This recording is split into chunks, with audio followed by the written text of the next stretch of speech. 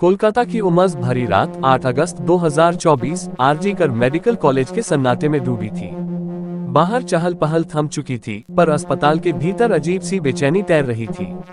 Trainee doctor, जिनका नाम हमेशा गुमनाम रह गया, उस रात अपने कंधों पर एक अजीब सा बोझ लिए सेमिनार हॉल में सोने चली गईं। उन्हें पता नहीं था कि यह रात उनकी जिंदगी की आखिरी रात होगी। रात के 3 बजते ही अस्पताल के गलियारों में रहस्यमय सन्नाटा और गहरा हो गया।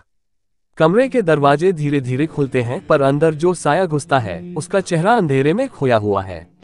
वह कदम कदम से नजदीक आता है। अचानक चीखें जो हवा में घुलकर भी बाहर नहीं पहुंच पाती। सेमिनार हॉल के दरवाजे बंद होते हैं और फिर सब कुछ शांत हो जाता है। एक भयानक खामोशी। सुबह 6 बजे जब सूरज की किरणें कमरे की खिड़कियों से झांकने लगी, किसी को शक नहीं था कि रात के अंधेरे में कुछ भयानक घट चुका है। डॉक्टरों और नर्सों की भीड़ जमा हो जाती है, पर कोई जवाब नहीं मिलता। हर चेहरे पर डर, हर कोने में छुपा रहस्य। पोस्टमार्टम रिपोर्ट बताती है कि मौत से पहले उस पर हुए अत्याचार की हदें पार की गई थी। पुलिस के हाथ पहले पहल खाली थे। सुराग कोई नहीं, अपराधी की परछाई भी नहीं। ऐसा लगता था मानो वो साया हवा में घुलकर गायब हो गया हो।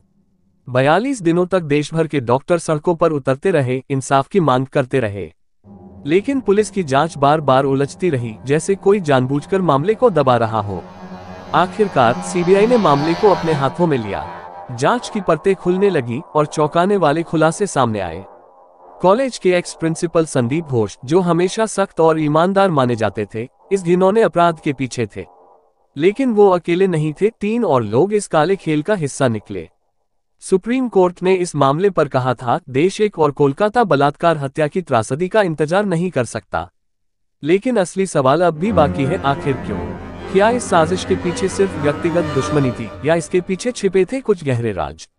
इस केस ने सिर्फ एक डॉक्टर की मौत नहीं, बल्कि एक पूरे सिस्टम की सच्चाई को सामने लाकर खड़ा कर दिया था।